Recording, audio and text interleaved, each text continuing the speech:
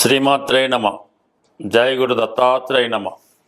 ఈ వీడియోలో మనం 2026 సంవత్సరం మార్చి నెల మాస ఫలితాలు తెలుసుకునే ప్రయత్నం చేద్దాం.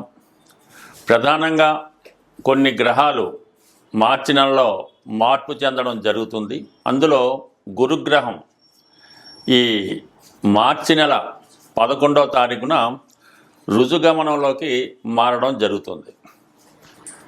అప్పటి నుంచి గురువు డైరెక్ట్గా మిథున రాశిలోనే సంచరించడం జరుగుతూ ఉంటుంది.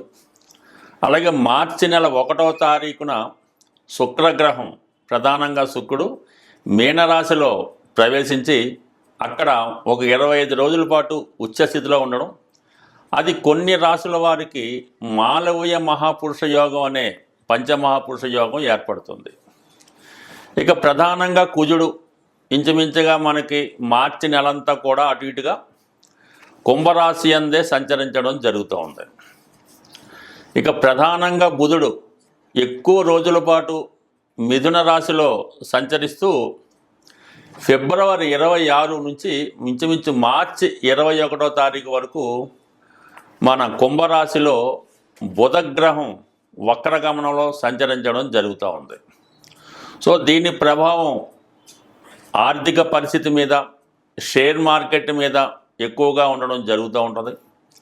ఇక ప్రధానంగా కుంభరాశిలో ఆల్రెడీ అక్కడ రాహుగ్రహం ఉండడం, ఆ రాహుతో ఈ కుజగ్రహం ఇంచుమించుగా మనకి మార్చి నెల అంతా కూడా సంచరించడం వల్ల కొన్ని రాశుల వారికి అత్యంత అనుకూలమైన పరిస్థితులు, మరికొన్ని రాశుల వారికి ప్రతికూల పరిస్థితులు ఏర్పడే అవకాశం ఉంది. అలాగే బుధగ్రహం రాహుగ్రహంతో కలిసి ఉండడం వలన ఎక్కువగా మరి ఈ షేర్ మార్కెట్లో ఉన్నవారికి, అలాగే విద్యారంగంలో ఉన్న వాళ్ళకి కొన్ని అనుకోని మార్పులు రావడం జరుగుతూ ఉంటుంది. ఇక ప్రధానంగా మనకి ఆల్రెడీ శని భగవానుడు ఇంచుమించుగా మనకి ఈ నెలంతా కూడా మీనరాశిలోనే సంచరించడం జరుగుతుంది.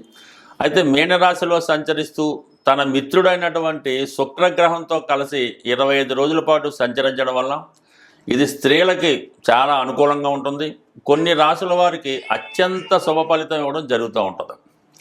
ఇక కేతువు చాలా కాలంగా సింగిల్గానే ఏ గ్రహంతో కలయకుండా ఈ నెల కూడా మరి సింహరాశిలో సంచరించడం జరుగుతూ ఉంటుంది.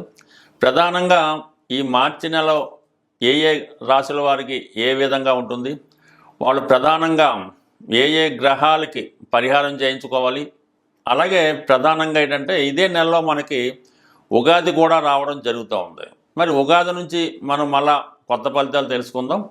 రెగ్యులర్గా మనం మాస ఫలితాలు తెలుసుకోవడంలో ఈ మార్చి నెల చాలా ప్రాధాన్యత ఏర్పడడం జరుగుతూ ఉంటుంది. అంటే ఒకే నెలలో ఒక సంవత్సరం నుంచి మరో సంవత్సరంకి మారడం, ఇవన్నీ కూడా ఈ చాలా మంది జీవితాలకి కొన్ని కొత్త మార్పులు ఈ నెలలో రావడం జరుగుతుంది.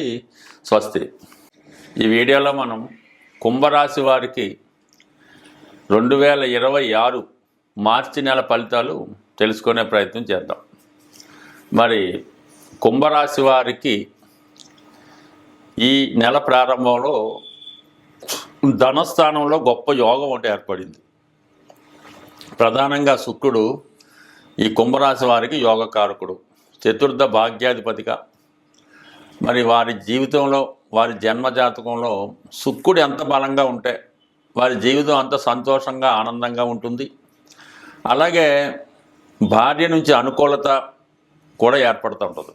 వివాహ విషయాల్లో కానీ, భార్య విషయంలో కానీ, అలాగే జాతకుడు యొక్క అదృష్టం అంతా కూడా శుక్రుడి పైన ఆధారపడి ఉంటుంది. మరి గోచారరీత్యా శుక్రుడు రాష్ట్రాధిపతి శనితో కలిసి కుటుంబ స్థానంలో సంచరిస్తున్నాడు.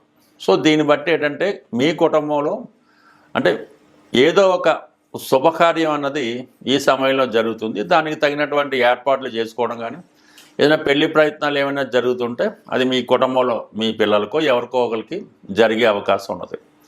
అయితే చాలా కాలంగా విదేశంలో ఎక్కడో ఉంటూ మీ కుటుంబంలో ఒక స్త్రీ మళ్ళీ మీ కుటుంబంలో కలుసుకొని మీ కుటుంబం యొక్క యోగక్షేమాలు కలుసుకునే అవకాశం ఉంది. ఒకవేళ మీరు భార్యాభర్తల మధ్య చాలా కాలంగా ఎడబాటు ఉంటూ భార్య ఒక చోట భర్త ఒక చోట ఉద్యోగం చేస్తున్న వాళ్ళు ఈ సమయంలో అంటే మార్చి 1వ తారీఖు నుంచి 25వ తారీఖు మధ్యలో ఈ భార్యాభర్తలు మళ్ళా ఒక చోట కలుసుకొని అంటే వాళ్ళు ఒక కుటుంబంలో మళ్ళా కలుసుకొని తిరిగి మళ్ళా వాళ్ళు సంసారాన్ని ప్రారంభించడానికి అనుకూలంగా ఉంటుంది. అలాగే పిల్లల విషయంలో మిగతా విషయంలో శ్రద్ధ తీసుకోవడం, ఏదైనా ఒక ఇల్లు కొనుక్కునే ప్రయత్నం కూడా జరిగి ఉంటుంది. అంటే ఎవరో ఒకరు రిటైర్మెంట్ అవ్వడం కానీ, పదవి విరమణ చేయడం కానీ, ఒక్క చోట ఉద్యోగంలో రావడం కానీ జరిగే అవకాశం ఉంది. అలాగే ఈ సమయంలో ఈ కుంభరాశి వారికి చాలా కాలంగా ఎదురు చూస్తున్నటువంటి పెళ్లి సంబంధం ఏమైనా కుదిరితే బాగా స్థితిమంతులు, స్థిరాస్తి కలిగినటువంటి భార్య రావడం జరుగుతుంది.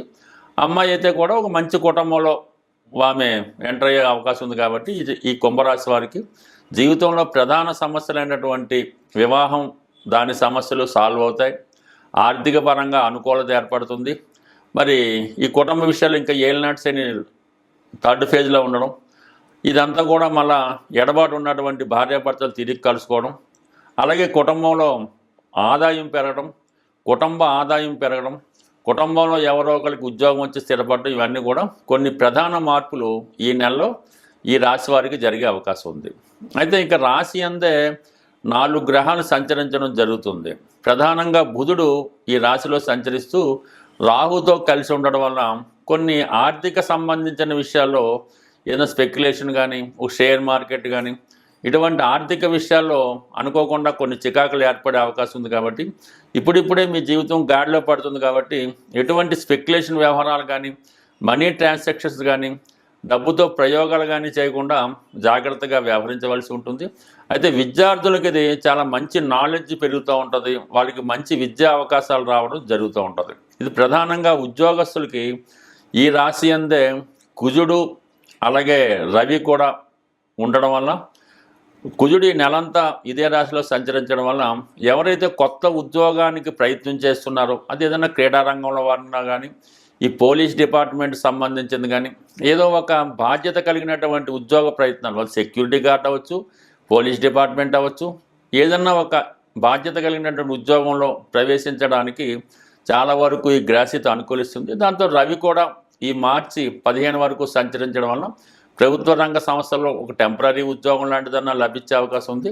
ఏదైనా మీరు చాలా బాధ్యతగా నిర్వహిస్తుంటారు, కానీ అంతర్గతంగా ఒక నిర్ణయానికి తీసుకోరాకపోవడం వల్ల, ఎంత ధైర్యంగా ఉన్నప్పుడు కూడా ఏదో ఒక బలహీనత మిమ్మల్ని వెంటాడుతూ ఉంటుంది. కాబట్టి సాధారణంగా మీరు ఈ సమయంలో జీవితంలో మళ్ళా స్థిరపడే యోగం అని స్టార్ట్ అయింది. ప్రధానంగా 5వ స్థానంలో వక్రగమనంలో ఉన్నటువంటి గురువు, అంటే ఉద్యోగం మారదామా వద్దా, అలాగే పెళ్లి విషయంలో ఆ సందిగ్ధత అంతా కూడా ఈ 11వ తారీఖున గురువు రుజుమార్గంలోకి రావడం వల్ల కంప్లీట్గా అటువంటి కన్ఫ్యూజ్ పోయి ఏదో ఒక నిర్ణయానికి రావడం జరుగుతుంది. అది ఉద్యోగంలో స్థిరంగా ఉండడం, అలాగే ముఖ్యంగా సంతాన సంబంధించిన విషయాల్లో వాళ్ళ అభివృద్ధికి కొన్ని ప్రధాన నిర్ణయాలు తీసుకోవడం కూడా ఈ సమయంలో జరిగే అవకాశం ఉంది. స్వస్తి. గ్రహాలు సంచరిస్తున్నప్పుడు ఏదైనా ఒక గ్రహం తన ఉచ్చ స్థానంలోకి, బలమైన స్థానంలోకి వచ్చినప్పుడు, అంటే అది అందరికీ కూడా వర్తిస్తూ ఉంటుంది. రాశి లగ్నం అటువంటి సంబంధం లేకుండా మరి ప్రస్తుతం ఈ మార్చి నెలలో శుక్రుడు మార్చి 1 నుంచి 20వ తారీఖు వరకు ఉచ్చ స్థితిలో ఉండడం జరుగుతుంది. అంటే ఈ శుక్రుని యొక్క కారకత్వాలు శుక్రుడు మీకు ఇవ్వడానికి చాలా సిద్ధంగా ఉండడం జరుగుతుందన్నమాట. అంటే ఇండిపెండెంట్గా ఉంటూ డైరెక్ట్గా మీకు శుక్రుడు కారకత్వాలు ఏముంటాయి, ముఖ్యంగా వివాహం, అలాగే ఉద్యోగం. ఎందుకంటే శనితో కలిసి ఉన్నాడు కాబట్టి ఎవరైతే నిరుద్యోగులు ఉద్యోగం కొరకు ఎదురు చూస్తున్నారు, లేదంటే ఎవరైతే వివాహం కొరకు ఎదురు చూస్తున్నారు, ఇంకా కామన్గా సినిమా పరిశ్రమలో ఎవరైతే వారి యొక్క అభివృద్ధి కోసం ఎదురు చూస్తున్నారో వాళ్ళకి ఒక గొప్ప రెమెడీ ఈ సమయంలో మీరు చేసుకోవడం వల్ల కంప్లీట్గా మీ యొక్క జీవన విధానంలో కేవలం 3 వారాలు చేయడం వల్ల కంప్లీట్గా మార్పు రావడం జరుగుతూ ఉంటుంది. అది ప్రధానంగా ఏంటంటే శుక్రవారం ఒక 3 శుక్రవారాలు, అంటే మనకు 1వ తారీఖు నుంచి 25లో వచ్చే శుక్రవారాల రోజు సాయంకాలం సంధ్యా సమయంలో, అంటే సూర్యాస్తమం అయిన తర్వాత చీకటి పడుతుండగా లక్ష్మీ అమ్మవారు, ఎస్పెషల్లీ లక్ష్మీ అమ్మవారి ఆలయంలో అమ్మవారికి 6 మంచి ఎరుపు రంగులో ఉన్నటువంటి గులాబీ పువ్వులు, అంటే చాలా ఫ్రెష్గా ఉండాలి, చాలా చక్కగా ఏమాత్రం నలగకుండా ఉన్నటువంటి 6 గులాబీ పువ్వులు, అలాగే ఒక 600 గ్రాములు స్వీట్ మాట, అంటే శనగపిండితో చేసింది. అది మైసూర్ పాక, బూందీ లడ్డుయా ఏటన్నది చక్కనిగా ఒక 600 గ్రాముల స్వీటు, 6 గులాబీ పువ్వులు, అలాగే 6 నాణ్యాలు ఏమన్నా, అంటే 10 రూపాయలు ఇప్పుడు 20 రూపాయలు కూడా వస్తున్నాయి కాబట్టి అవి కూడా కొత్తగా ఉన్నవి. ఒక 6 నాణ్యాలు అమ్మవారి గుడిలో కంప్లీట్గా సమర్పించండి.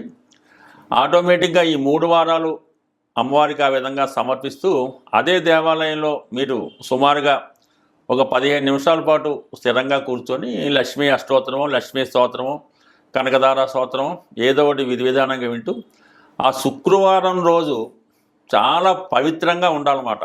ఎటువంటి స్త్రీలతో అటాచ్మెంట్ పెట్టుకోకపోవడం, ఆ ఒక్కరోజు చాలా సాత్వికమైనటువంటి ఆహారాన్ని తీసుకోవాల్సి ఉంటుంది. 99% ఆ రోజు పులుపు తినకుండా ఉండాలి. ఉప్పు కూడా తగ్గించుకొని అసలు లేకుండా ఉంటే మరీ మంచిది.